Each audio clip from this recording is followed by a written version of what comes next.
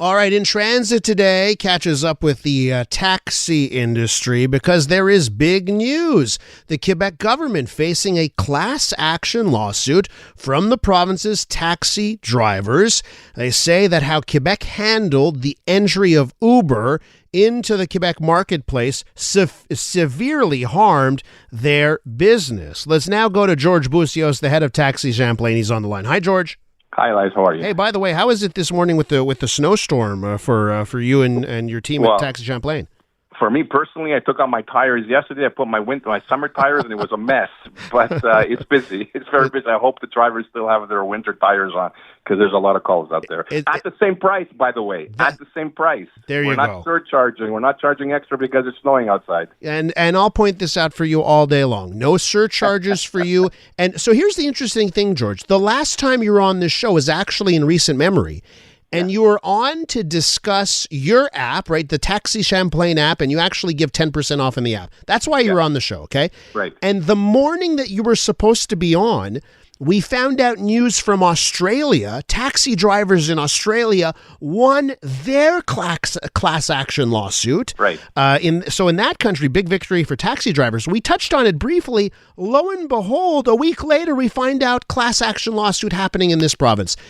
Give our listeners the details here, George, why this class action lawsuit is so important. Well, there's two of them. One is against the government, and the other one is against Uber, just like they did in Australia. The one against the government is basically an expropriation of our permits. The industry took away the government took away our permits, and they basically expropriated our permit like a home. But the problem is they didn't compensate us. They gave us it wasn't market value, so we're asking for what the permit was worth. I'll give you an example. I bought my permit in 1992 at $50,000, about $49,000. That's what they gave me 30 years later. There are older people that bought their permit. They're in the 70s. You bought your permit $5,000. It was worth over $200,000 before Uber came in. You were selling your permit $210,000. They didn't get that. Nobody got that.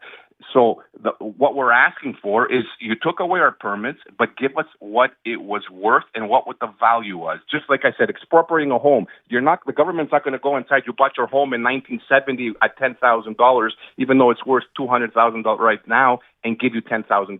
They're going to give you what it's worth today. They didn't do that with us. But this is the argument the government's going to say. Owning a taxi permit, and everybody knows this, it was called a privilege. They never said we are the rightful owners of it. And this is where I think we're going to have a problem.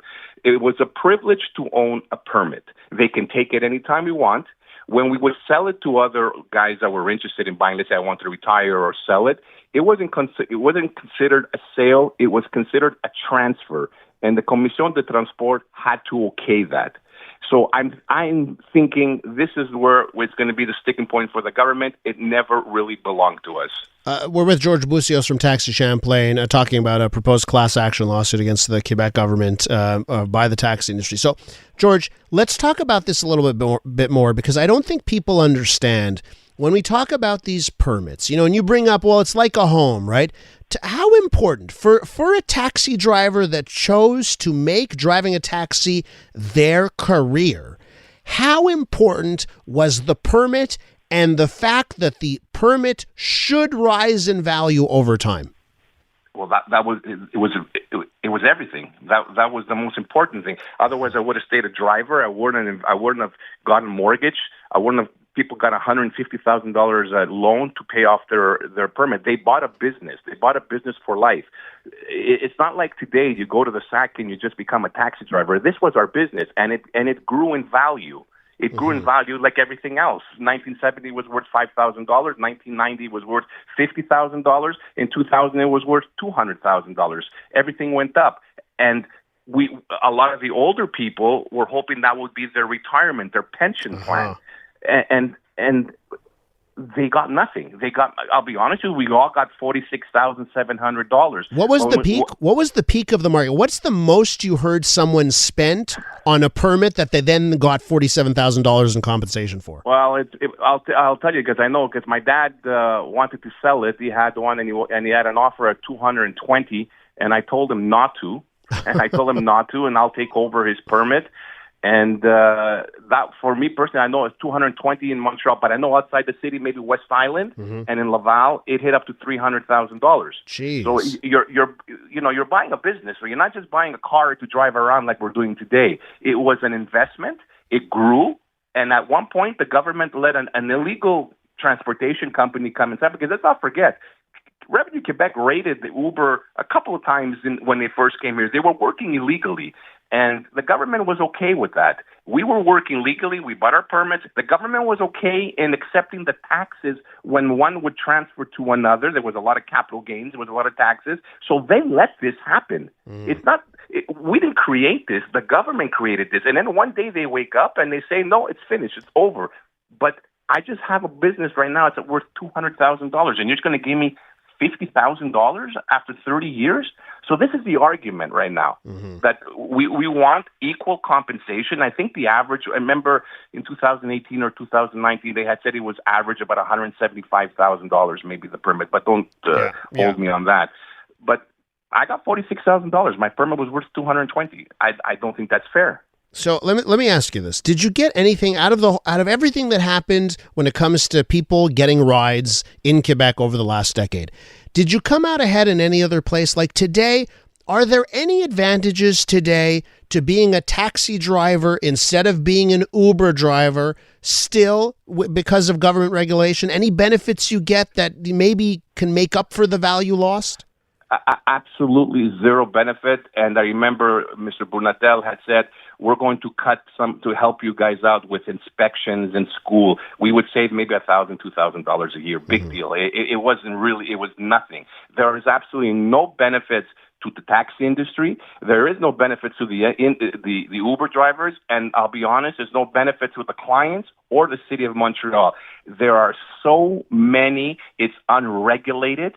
We have drivers that we've thrown out, and every company has thrown out bad drivers who are not giving good service, who are just not good for our company or our image, and they are driving with our colors and our domes, and we have no power to go and tell them to take off our dome just in case somebody flags them. They get inside.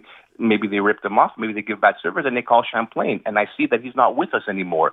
Before we had the taxi bureau, we would call the taxi bureau, and we would say, this guy is no longer in our company. Can you find him and make sure he takes off his dome? And they did that. There's no control now. Half the cars in the city are illegal.